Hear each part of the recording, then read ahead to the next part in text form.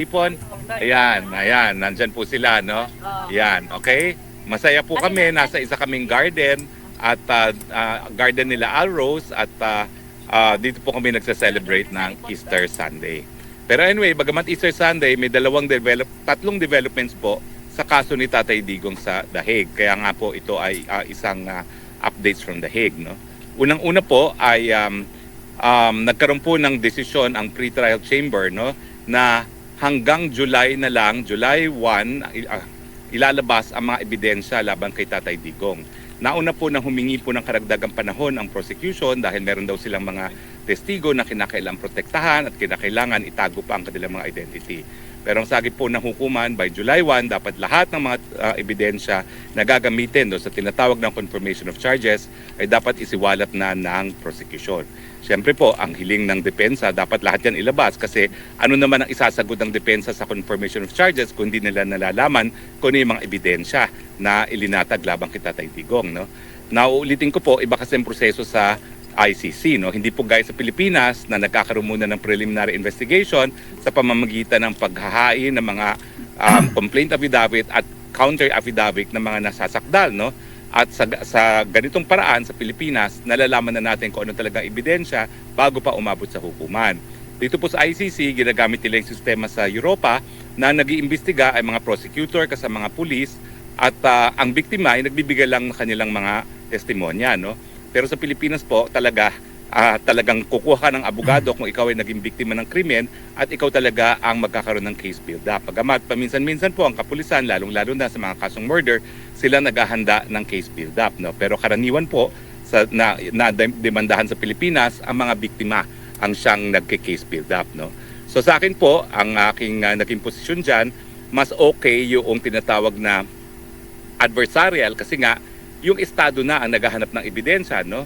Pero ang ayaw ko lang dito sa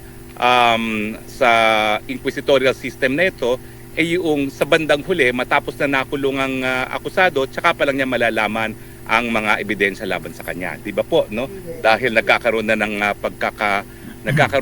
pagkakait ng karapatan ng kalayaan, dapat naman bago siya mapagkaitan ng karapatan ng kalayaan, dapat alam na niya yung mga charges against him, no? Yung mga ebidensya na ilalatag laban sa kanya. So ang una pong development ay humingi po ng karagdagang panahon, sabi naman po ng hukuman, hindi, dapat mailabas lahat yan by July 1. No? Now, bukod pa po doon, may dalawang mga pangyayari pa. Now, yung 19.2 ng Rome Statute po, yung tratado na bumuo ng ICC, no, ay nagsasabi na at any time ay po pwede magkaroon ng challenge to the jurisdiction of the court. Ito po yung tinatawag na pag-question doon sa jurisdiction ng hukuman. Ang jurisdiction po, jurisdiction over the person, jurisdiction over the subject matter, and yung jurisdiction over time.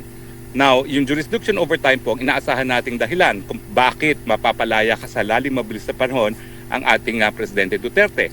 Kasi bagamat ang Rome Statute ay voluntary sa mga estado, no, na maging kabahagi ng ICC, nakasaad din sa ICC Rome Statute na po pwede naman bumitiw sa pagiging miyembro ng ICC ang mga miyembro nga. No?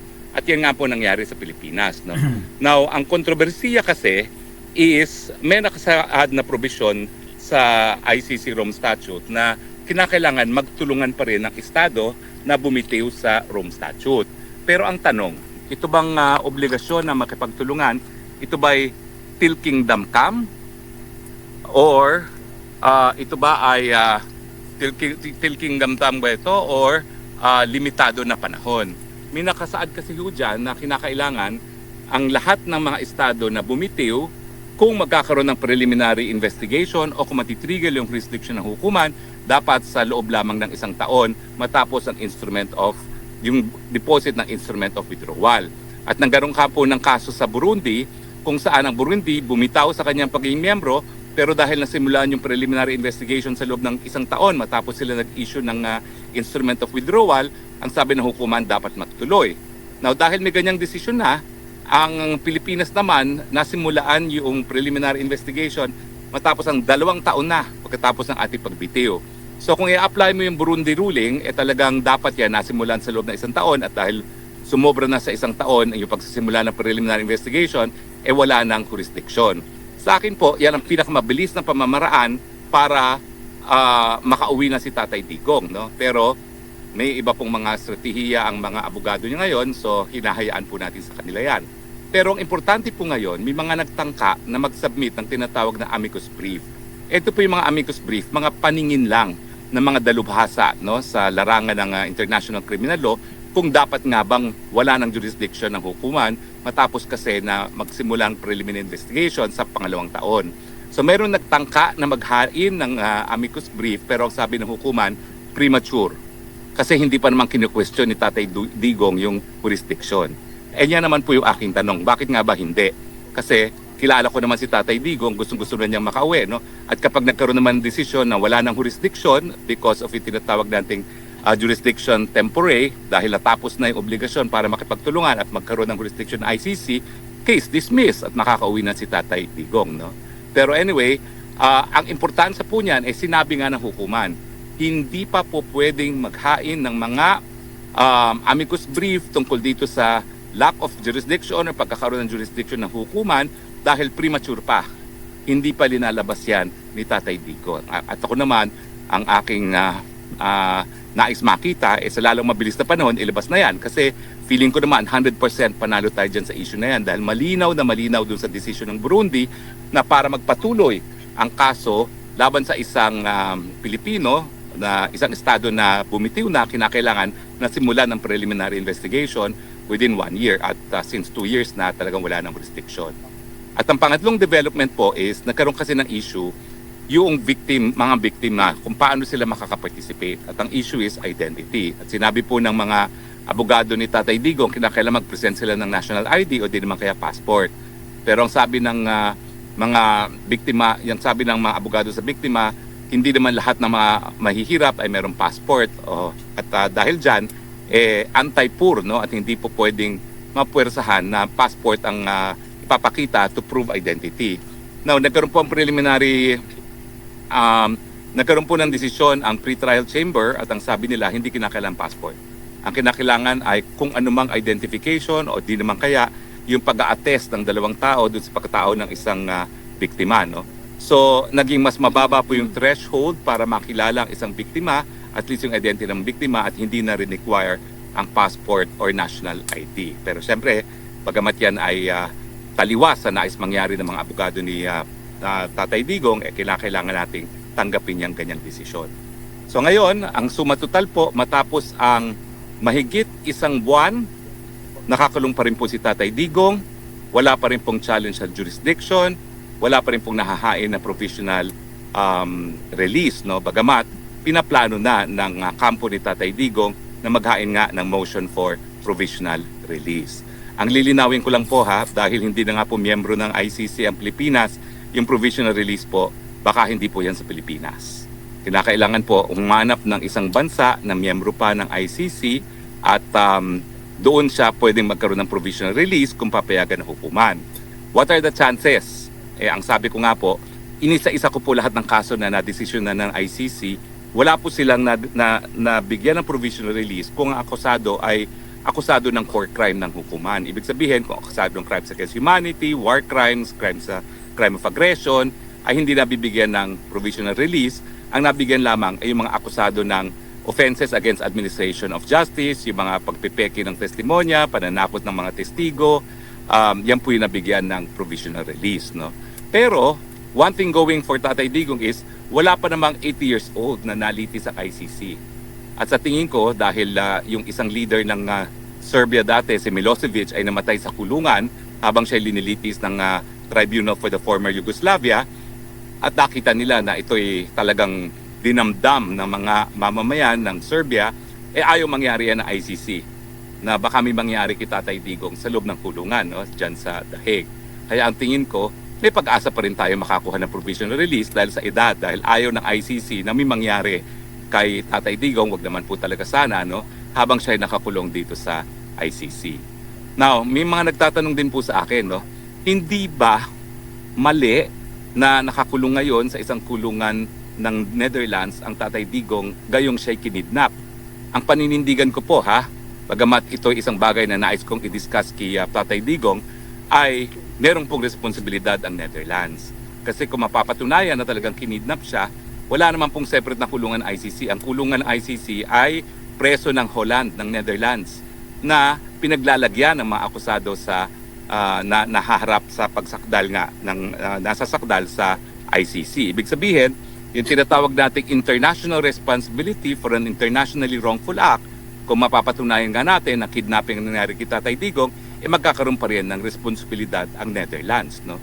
At kaya nga po, kung ako'y makakausap ko si Tatay Digong, meron akong 2 additional remedies bukod pa doon sa kasong nakabinbin na sa ICC. Unang-una po, doon sa Human Rights Committee. Maraming beses na po tayo nakapunta sa mga tinatawag nating treaty monitoring bodies, at ang mga pinaka-importanting panalo natin dyan ay yung kay Alexander Adonis na taga Davao na pinakulong ni dating Speaker Nograles, at nagkaroon ng decision po ang UN Human Rights Committee na ang criminal libel ay labag sa kalayaan ng malayang pananalita, at sinabay hinimok ang Pilipinas na dapat i-repeal yung criminal libel natin.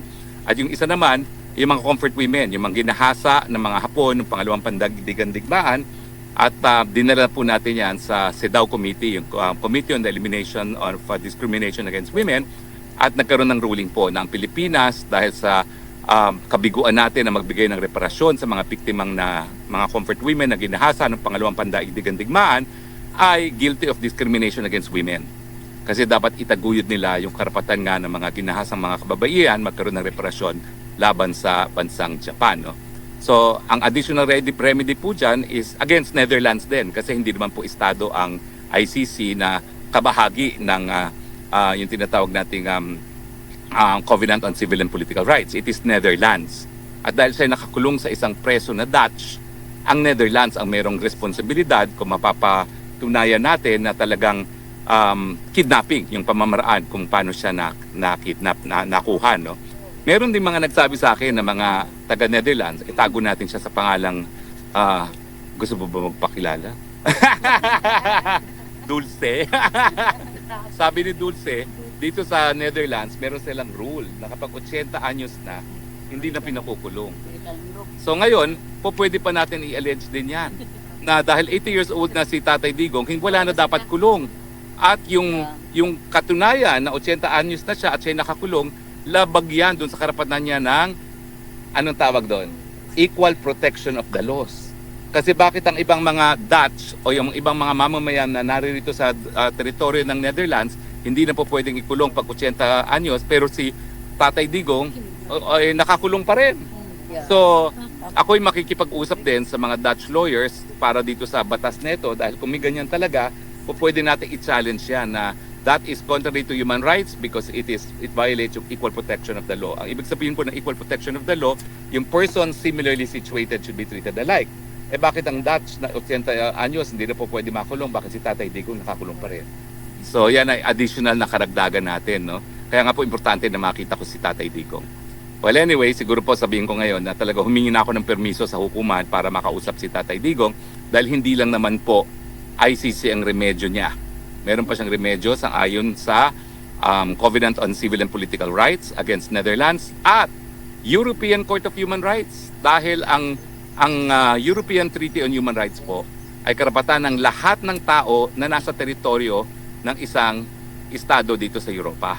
At kasama na dyan si Tatay Digong. Pagkamat siya ay Pilipino, yung karapatan na binibigay sa lahat ng mga mamamayan o tao na nasa Europa ay karapatan din ni Tatay Digong. So syempre, after 1 month, ano ba? Tanungin natin sila. Ano ba? Anong gusto nyong mangyari ngayong mahigit 1 buwan na mula nang kinulong nila si Tatay? Bring him home! Home! Him home! Bring him home! Bring him home! Bring him home! Bring him home!